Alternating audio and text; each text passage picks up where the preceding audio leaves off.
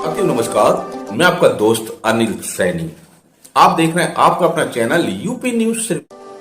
Police की गिरफ्त में खड़े ये दो वो बहसी दरिंदे हैं जो भोली भाली बालिकाओं को अपने जाल में फंसाकर पहले उनसे मीठी मीठी बातें करते थे और बाद में उनको दरिंदों के हाथ में बेच देते थे।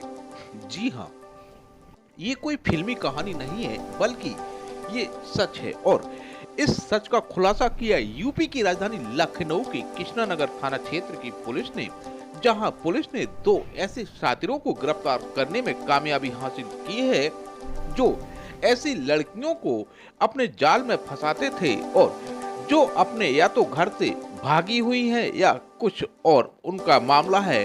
इन लोगों का निशाना हमेशा चारबाग बस स्टैंड और रेलवे स्टेशन और आलमबाग बस अड्डा रहता था, जहां पर इनकी गिद्ध निगाहें ऐसी बालिकाओं को ही खोजती थी जो या तो घर से भागी हुई हो या वह किसी और की तरह जा रही हो, जिनको वह अपनी बातों में उलझाकर अपने पास ले जाते थे, बाद में उन्हें बेच देते थे।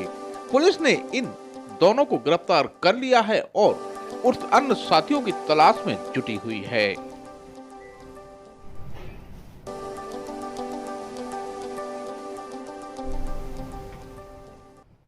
लखनऊ कमिश्नरेट की दक्षिणी क्षेत्र की पुलिस को मिली इस बड़ी कामयाबी के संबंध में डीसीपी दक्षिणी ने मीडिया को विस्तार से जानकारी दी। आप भी सुनिए, आप भी सुनकर हैरान और परेशान रह जाएंगे कि वाकई में ये इन्हें इंसान कहें या हैवान, हैवान भी शायद ऐसा ना करे जैसा ये लोग करते थे।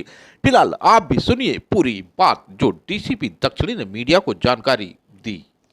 कहीं कहीं बच्चियों की खरीद फरोख्त का मामला सामने आया है।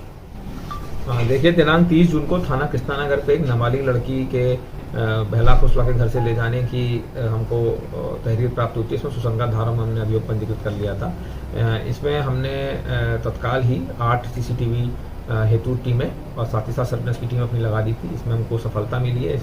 जो नाबालिग लड़की थी, हमने इसको 8 तारीख को सकुशल बरामद कर लिया है और साथ ही साथ इसमें जो 2 अभियुक्त हैं, जिनका नाम संतोष साहू उर्फ डब्लू, जो कि मूलतः सहडौल एमपी के रहने वाले हैं और वर्तमान में प्रयागराज में रहते हैं, इनको, और साथ ही साथ मनीष भंडारी, जो कि जनपद ब्यावर राजस्थान के रहने वाले हैं, जो कि इस तरह के नाबालिग लड़कियों के साथ उनकी खरीद फरोख्त में शामिल हैं।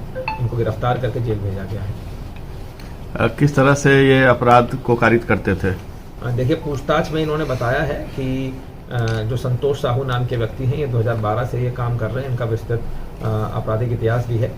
ये रेलवे स्टेशन और बस स्टेशन पे जाकर जो नाबालिग लड़कियां होती थी, जो कि किसी बैग के साथ हुआ करती थी, ये उनको भाप जाते थे और इनको बहला फुसला के ये ले जाया करते थे, फिर बेचा करते थे। इस केस में ये लड़की मथुरा जाने के लिए निकली थी। ये स्वामी प्रेमानंद जी की उपासक है और इन्होंने बहला फुसला के इसको पहले कानपुर लेकर चले गए, फिर प्रयागराज में नैनी में इनको 2 दिन अपने घर पे रखा, फिर इसको ट्रेन में मथुरा ले जाने के बहाने ये सहडौल एमपी लेकर गए, आगे कटनी लेकर गए और इन्होंने फिर मनीष भंडारी नामक अपने साथी को उसको 50,000 में बेच दिया था। और साथ ही साथ हमने जब इसकी गिरफ्तारी करी है संतोष साहू को, तो एक और नाबालिग लड़की जो कि रायबरेली की रहने वाली है, उसको भी हमने रेस्क्यू करा है। उसके माता पिता को उसकी बरामदगी के बारे में सूचना दे दी गई है। और किन किन राज्यों में इनका गिरोह चल रहा है? देखिए, ये जो संतोष साहू उर्फ डब्लू हैं, ये छत्तीसगढ़ में 2 साल इन्हीं धाराओं में जेल गए थे। इनके ऊपर विस्तृत आपराधिक इतिहास है। प्रतापगढ़ में, जनपद इलाहाबाद में भी इनके ऊपर इन्हीं धाराओं में मुकदमा पंजीकृत है।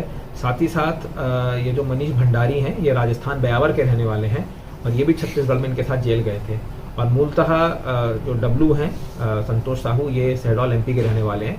तो ये लड़कियों को बहला फुसला के राजस्थान हरियाणा की तरफ 50,000 के दाम पे मनीष भंडारी को बेचा करता था, जो कि आगे इस गैंग को चला के लड़कियों को और आगे उच्च दामों पे बेचा करता था। कितने किशोरियों या युवतियों को इन लोगों ने बेचने की बात स्वीकार की है? देखिए, पूछताछ में अभी संतोष साहू ने 2012 से काम करना बताया है, जिसमें कि इसने लगभग 12 से 15 लड़कियों को बेचना बताया है।